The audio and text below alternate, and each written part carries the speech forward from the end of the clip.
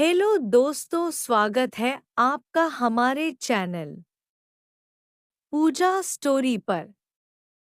अनीता की देवरानी का नाम प्रियंका है। अनीता का पति पिछले 4 साल से पैसे कमाने के लिए विदेश में रहता है, जिससे अनीता बहुत तन्हा और अकेला फील करती हूँ। प्रियंका का पति मिले घर में रहता है।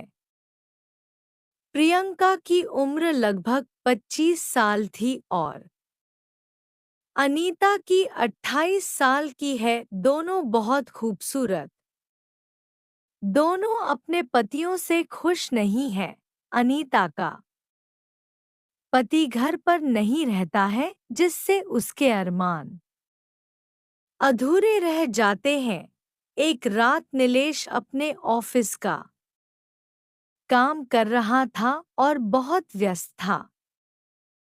तभी प्रियंका एक खूबसूरत नाइटी पहनकर अपने पति के पास आए और कहने लगी, काम छोड़िए और मेरे साथ रात बिताई है। नीलेश ने कहा, मैं बहुत व्यस्त हूँ और बहुत सारा काम पेंडिंग पड़ा है, तुम सो जाओ।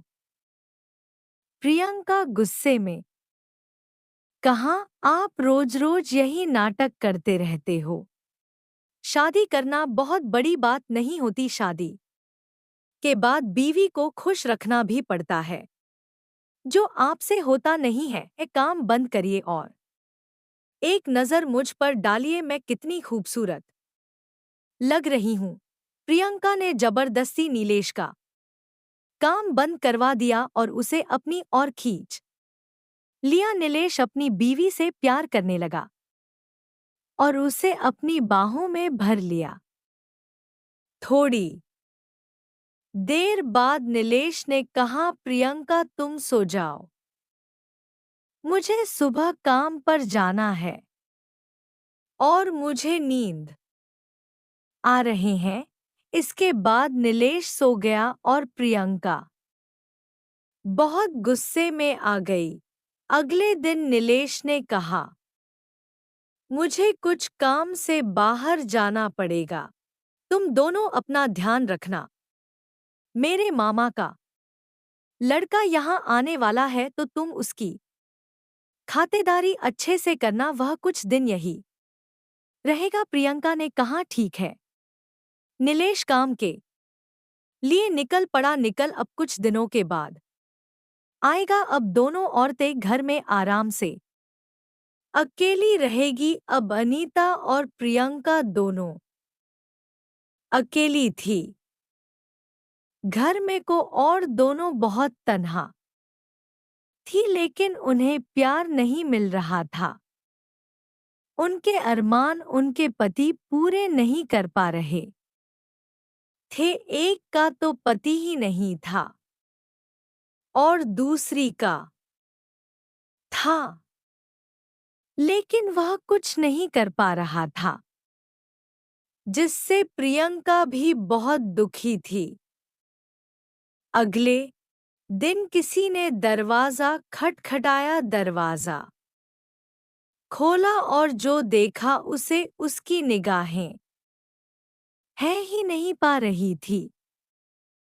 दरवाजे पर एक खूबसूरत हैंडसम स्मार्ट नौजवान खड़ा था, जिसकी उम्र 20 से 30 साल के बीच थे।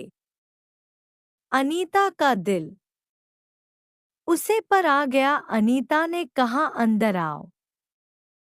उसने बताया कि वह नीलेश के माँ का लड़का है। अनीता ने बहुत प्यार से उसे अंदर बुलाया और कहा, चलो मैं तुम्हें तुम्हारे कमरे तक छोड़ देता हूँ। कमरे तक उसे लेकर गई और बोली, तुम्हें कैमरा कैसे लगा? उसे लड़के ने कहा, भाभी, कैमरा बहुत अच्छा है।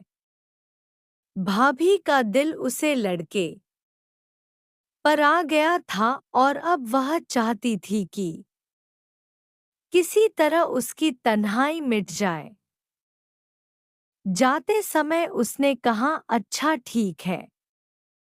फिर मैं चलती हूँ और उसके कंधे पर हाथ रखकर बहुत ही प्यार से बोले, पंकज, अगर किसी चीज की जरूरत हो तो मुझे बताना। उस लड़के का नाम पंकज था।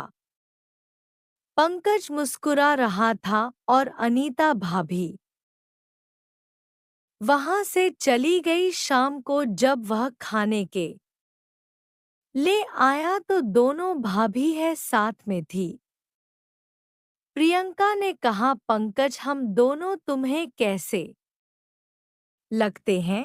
पंकज ने कहा, आप दोनों बहुत खूबसूरत है, बहुत अच्छी है और मुझे बहुत पसंद हो।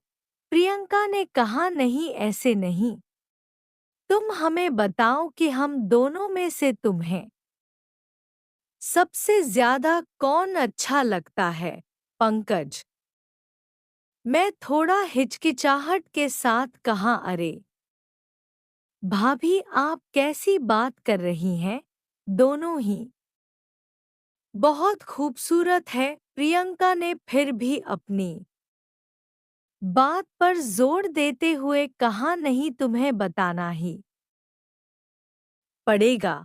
तब पंकज ने कहा, भाभी, आपके होंठ बहुत अच्छे हैं और बड़ी भाभी की कमर बहुत अच्छी है। यह सुनकर अनीता भाभी ने कहा, पंकज, तुमने मुझे ध्यान से नहीं देखा, इसलिए तुम मेरे होठों की तारीफ नहीं कर रहे हो।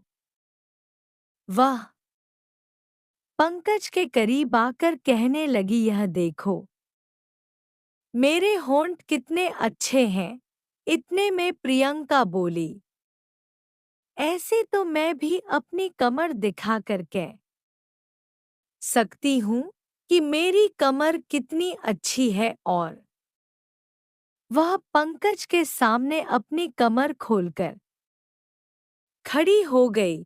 यह सब देखकर पंकज की भी नियत खराब होने लगी। उसे समझ में आ गया, हाँ, कि दोनों भाभियों की क्या मनसा है। खाना खाकर सब अपने अपने कमरे में चले गए।